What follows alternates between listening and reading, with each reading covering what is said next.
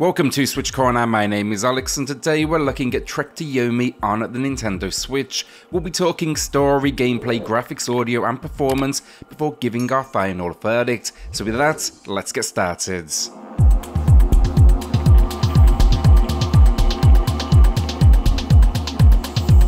Trek to Yomi tells the story of Hiroki, a samurai on a quest through Yomi, the Japanese underworld or the land of the dead, all with hopes of avenging his village and people who were slaughtered.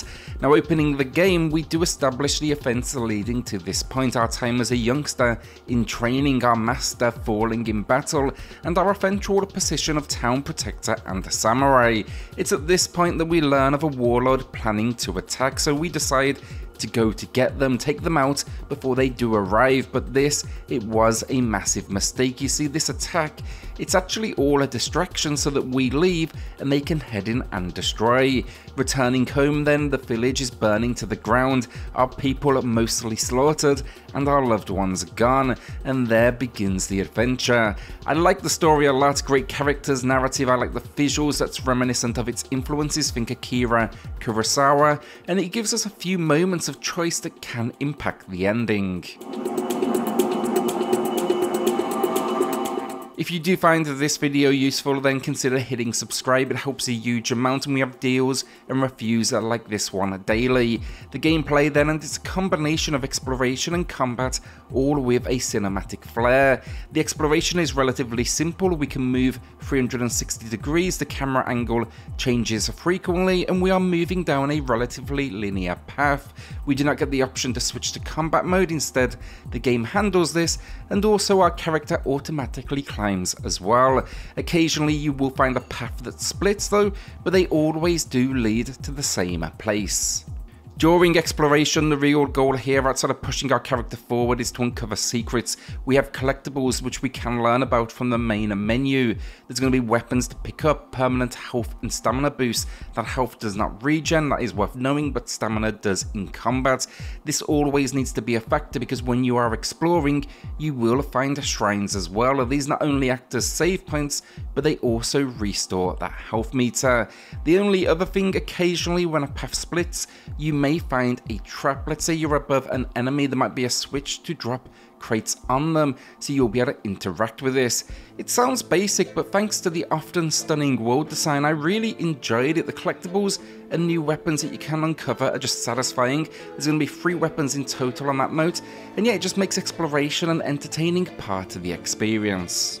Combat, however, that does not fare so well. For all the game style, I can't help but feel the combat is clunky. It's worth noting here, I reviewed this at launch on Xbox Corner, find that pinned below, but I had the same feeling towards the game there. When things shift to 2D, you can't help but wish for something that feels a little more fluid. You know, it's a simple system, this one, of block and attack, with combos being the primary learning curve of war. If there's one thing the game delivers on though, it's slower, different attacks, with them constantly unlocking new combinations throughout. Our core control scheme then is just 2 buttons, that is a light and heavy attack, and the defensive measures, we can block, but each strike actually removes a stamina, so if we time it just right we can parry, and that will leave our opponents open to a slash or 2. We can also dodge roll, and we can change the way we are facing with a tap of the button. The game also handily automatically rotates should we block an incoming strike from behind us. You know, it's not that there's not fun to be had here, there is. I just found enemy patterns were often repetitive and simple to read if anything, and then the game controls, they're not always up to the task of handling many enemies at once. A highlight of combat though, that is the boss encounters. They are tough as nails, but they bring something new to the table, from magic to simply incredible power. I think I like these so much because a large majority is understandably focused on melee, but these, they actually reflect the Land of the Dead theme by far the best. Supporting our samurai swordplay as well, we get 3 weapons of the range variety. These are limited in ammo count, but we can gradually increase our capacity as another element of the exploration. I would suggest as well, save this ammo, it's going to be incredibly important for some of the battles. The main issue I have with the combat is the parry gameplay. Enemies, they freeze for a second to signify your window of parry. It feels like though, just occasionally it's going to be off the mark with timing. Characters also, they'll skip frames straight to the attack block animation, and yeah, it just kind of feels a little bit, I guess, As I said, I mean, the best word here is definitely clunky. Also, having something that's even remotely unreliable at points is definitely concerning.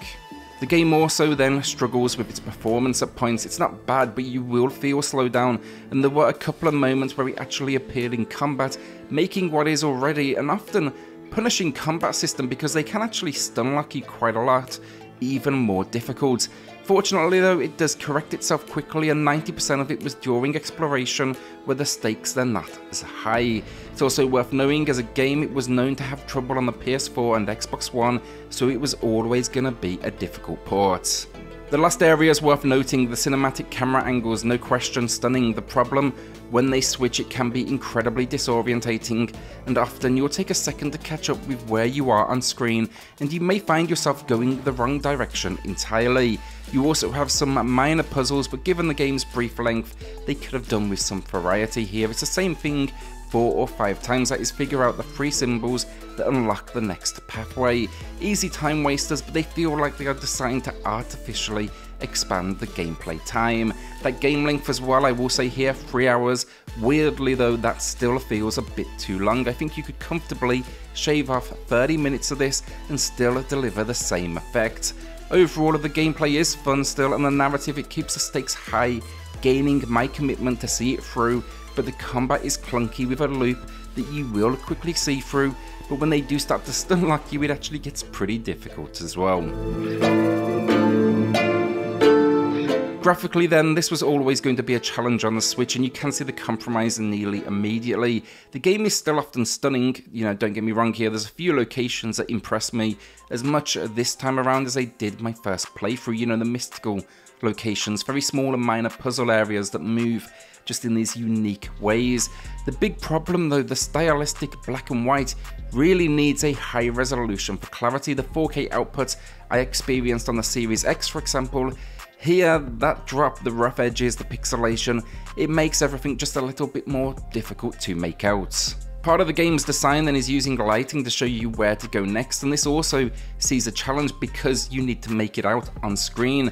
I'd also warn then against handheld play as well, not because they haven't thought about things like text size or anything else, that is all fine, but it's actually the core design of the game.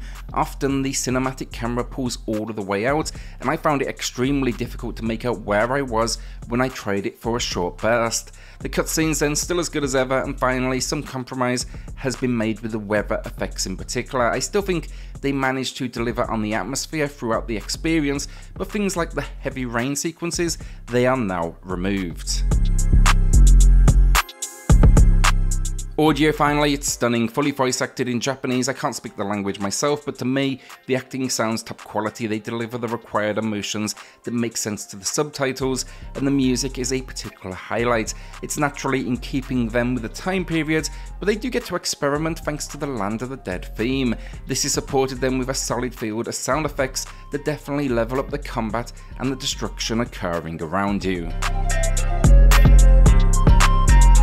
Trick to Yomi, it's a game I like that absolutely has shortcomings. That's always been the case, and on the Switch there's now a few extra issues, namely the visuals and the resolution downgrade. They really do hurt at points, and you will see frame rate stumbles. There will be moments as well when you're trying to make out what is occurring on screen or where you need to go, and it was always so simple, but you realise it's the downgraded lighting effects. What remains then as well, the combat can be clunky and the exploration, it's fun, but the cinematic camera angles, they can have a negative impact. That said though, look, if this is your only way to play, then I would dive in. I love the theme personally, the style is still impressive, and the story, it's an enjoyable tale that's in keeping with the influences. Now I gave this one a 7 out of 10 on the Xbox. Here I'm going with a slightly above average 6 out of 10. I do think there is a game in here worth experiencing. Just know when you do come here, you've got to face what is the clear compromises. So will you be checking out Trick to Yomi then on the Switch? Let me know in the comments. With that, hit subscribe, join us here for reviews and deals daily, and I'll see you all in the next video. Thanks everyone.